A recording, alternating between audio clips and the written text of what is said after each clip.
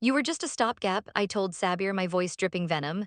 I expected a fight, a scream, anything but the profound calm that washed over his face.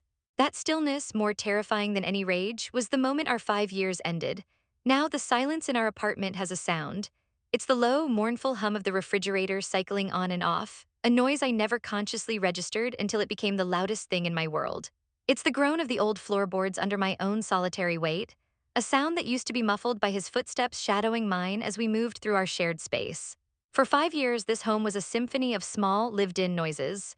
Now it's a vacuum. I find myself tracing the dust-free surfaces with a trembling finger. Sabir was always the neat one, but his tidiness, once a quiet comfort, now feels like an accusation.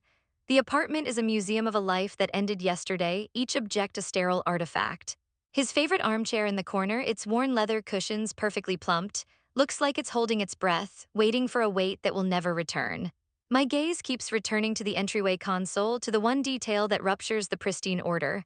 His apartment key. It rests at the bottom of my favorite coffee mug, the one with the delicate, hand-painted cornflowers. He gave it to me for our first anniversary after a picnic in a field full of them. He'd whispered, "So you always have a little piece of a blue sky, even on cloudy days." Now the key's brass gleam is muted against the porcelain, like a shipwreck on a seabed of pale blue flowers. He didn't throw it, he didn't drop it with a clatter, he placed asterisk it there. There was no shouting match to mark the end, no dramatic storming out, just this. This quiet, devastatingly polite act of surrender. He walked out our door and didn't look back, leaving this single, symbolic object to do all the talking. That key nestled in the cup meant to hold the warmth of our mornings is colder and sharper than any insult. It's not an invitation to talk, it's a full stop, a verdict. And the sentence is this crushing, echoing silence that screams one word back at me: done. It's sickening how quickly the mind rewinds, searching for the exact moment the rot set in. Sabir came into my life when it was a wreckage. I had just been laid off from a job I thought defined me and was reeling from a breakup with a man who was all fire and chaos, a whirlwind that had left me dizzy and hollowed out.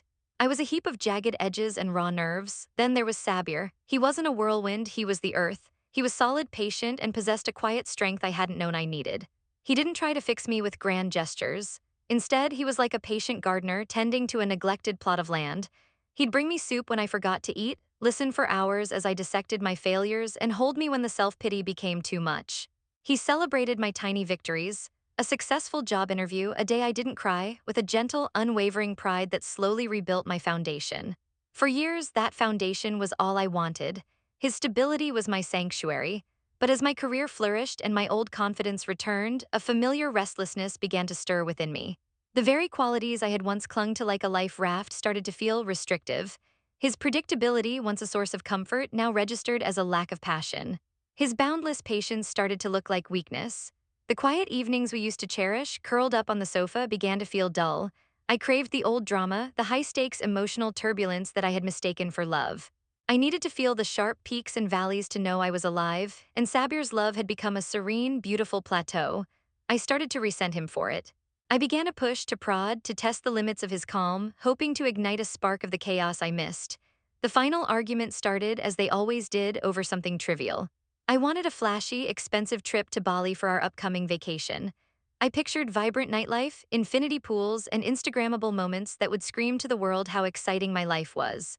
He suggested a quiet week at a lake cabin in Vermont, the same one where we'd spent our second anniversary, where we'd fished and read by the fire. It would be nice to just be, he'd said, his voice soft. To me, it was a confirmation of my worst fears. He was content, he was boring, he was holding me back. The discussion quickly devolved from vacation plans to a referendum on our entire relationship, fueled by my escalating, manufactured outrage.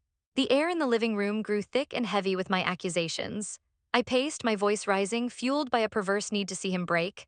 I called him unambitious, complacent, a man happy to live in the background. He stood by the window, his back to me, watching the city lights flicker to life. He absorbed every verbal blow with a stillness that only enraged me more. I wanted a reaction. I wanted him to yell, to fight back, to show me the roaring fire I secretly hoped was hidden beneath his calm exterior. I wanted him to prove he was willing to fight for me asterisk. That's when the thought, ugly and sharp, formed in my mind. It was a weapon I had been polishing for weeks, a cruel little test designed to shatter his composure. I stopped pacing and stood in the center of the room, the silence amplifying the weight of what I was about to say. "You know what the problem is, Sabir?" I began, my tone dripping with a cold, calculated cruelty. He finally turned to face me, his expression weary but still open, still waiting. The problem is that you were never the destination. You were just the stopgap, I said, the words tasting like poison on my tongue. You were a painkiller, a very effective one, I'll admit. You numbed the pain when my world fell apart, but my leg isn't broken anymore, the wounds have healed. So tell me, what use do I have for a painkiller now? I delivered the line with a steady gaze, my heart hammering with a twisted sense of anticipation. I braced myself for the explosion. For the hurt to flash in his eyes, followed by rage. I wanted him to grab my arms, to tell me I was wrong, to kiss me into submission. I wanted the drama, I wanted the proof. Instead, something else happened. Every ounce of emotion drained from his face. The hurt, the anger, the desire to argue, it all vanished in an instant, replaced by a profound and terrifying calm. It was as if a switch had been flipped, cutting off his connection to me completely. He looked at me, but it felt like he was looking straight through me, at something on the other side. He simply nodded, a slow, deliberate motion. I see, he said, and in those two words I felt the ground beneath me crumble. There was no storm, no shouting. The climax of our 5-year relationship was not a bang, but a chilling, methodical whimper. Sabir didn't slam a door or punch a wall. He turned from me, his movements fluid and unnervingly calm, and walked into our bedroom. I followed him, a knot of confusion and nascent panic tightening in my stomach. My cruel words still hung in the air, but the reaction I'd craved was nowhere to be found. This quiet efficiency was so much worse. He pulled his old canvas duffel bag from the top of the wardrobe, a bag I'd only seen him use for solo camping trips years ago. He laid it on the bed and began to pack. It wasn't a frantic, angry stuffing of clothes. It was a precise, almost surgical procedure. He folded 3 shirts, rolling them into perfect cylinders. He gathered his toiletries from the bathroom, his worn copy of Asterisk 100 Years of Solitude from the nightstand, his laptop and its charger. Each item was selected and placed with a purpose. He moved through the space we had built together as if he were a polite guest checking out of a hotel. I stood in the doorway, my bravado evaporating with every folded t-shirt. "What are you doing?" I asked, my voice barely a whisper. "Are you serious? You're going to throw a tantrum over one stupid comment?" He didn't answer, he didn't even look at me. The silence was his response, a wall I couldn't penetrate. The man who had patiently listened to every one of my anxieties for years was now completely deaf to me. The entire process took less than 15 minutes. When he was done, he zipped the bag with a decisive tug. He walked past me, out of the bedroom and towards the front door. My feet felt glued to the floor, my brain struggling to process the reality of the situation. This wasn't part of the script I had written in my head. At the entryway console, he paused. He reached into his pocket, pulled out his key, and for a moment I thought he was going to slam it on the table. Instead, he picked up my cornflower mug. With a steady hand, he gently, almost reverently, placed the key inside. It settled at the bottom with a soft, final asterisk clink asterisk. He opened the door without a single glance in my direction. "Goodbye, Odile," he said, his voice even and devoid of any emotion. Then he stepped out, closed the door softly behind him, and was gone. For the first hour, I was suspended in a state of arrogant disbelief. He's just trying to teach me a lesson, I told myself, pacing the length of the living room. He'll circle the block, cool off, and be back at the door expecting an apology. I rehearsed what I would say, a carefully crafted mix of contrition and justification. I would be the magnanimous one, allowing him to have his little dramatic moment. But an hour turned into 2. The silence in the apartment began to feel less like a temporary pause and more like a permanent condition. The bravado curdled into a sour unease. I grabbed my phone, my thumb hovering over his name. I typed out a message, my tone still laced with a condescending confidence.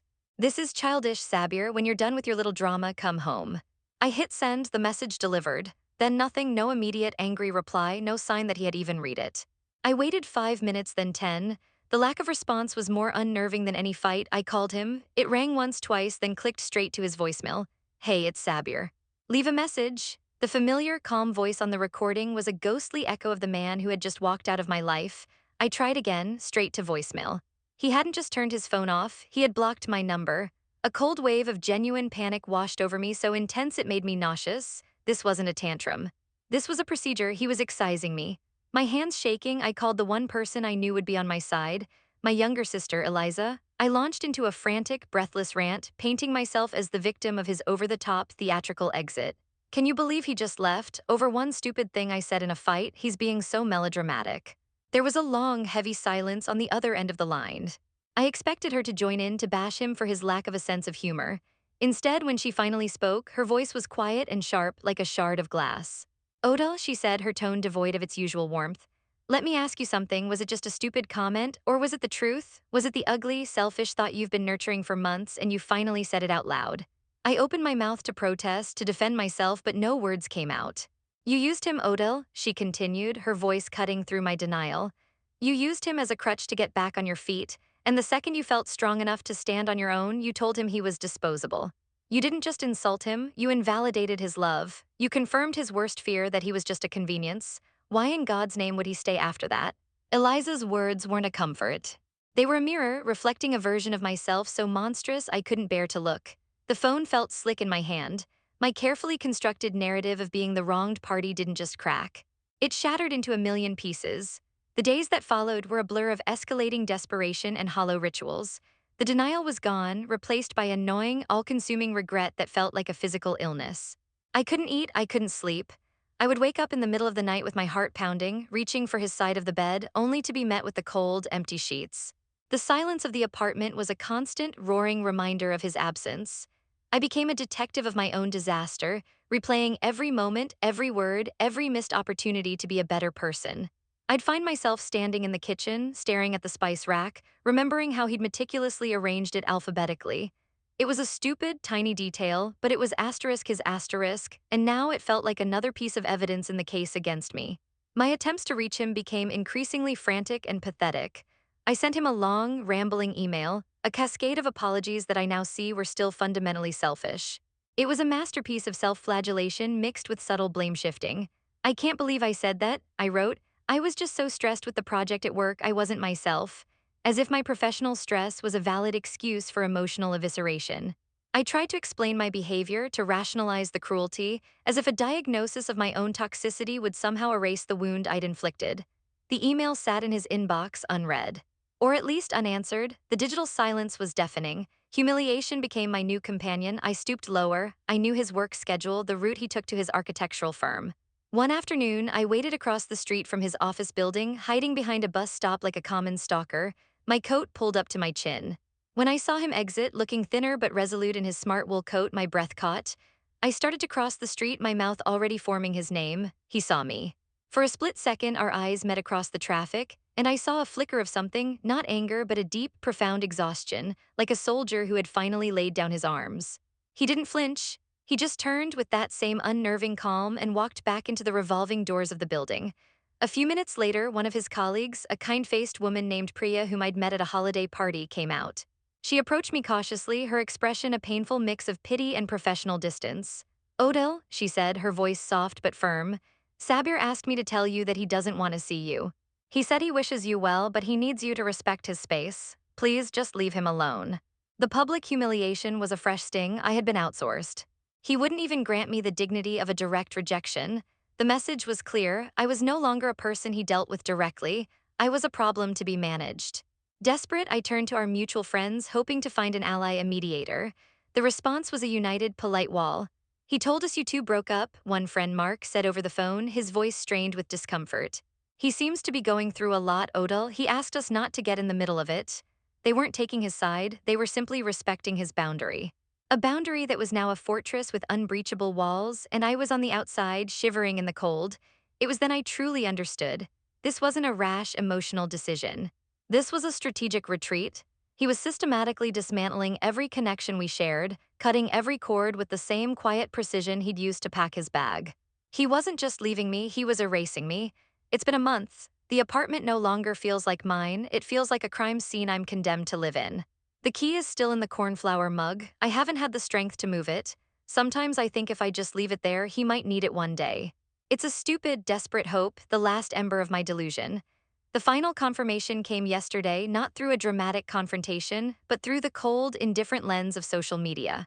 A friend of a friend posted a gallery of photos from a weekend hiking trip in the Catskills. I was scrolling numbly through them, sun-drenched trees, smiling faces, a dog catching a frisbee, and then I saw him. Sabir, he was standing on a rocky overlook, squinting against the bright sun.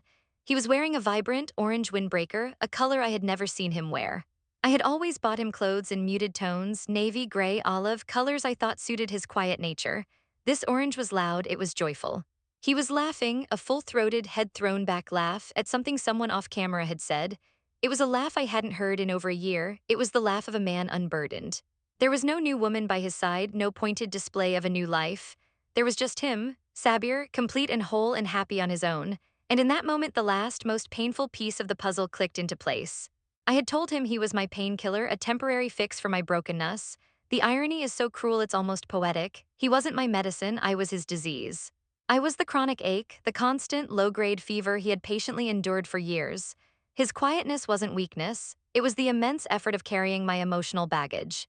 His leaving wasn't an act of anger, it was an act of healing. I look at the key in the bottom of that stupid, beautiful mug. I finally understand. You can't put a painkiller back in the bottle after you've told it that its only purpose was to be used and discarded. Some wounds, when they are deliberately carved open by the person you trust most, don't just scar over. They never heal. I am the one who needs the painkiller now, but my prescription has run out and the pharmacy is closed forever.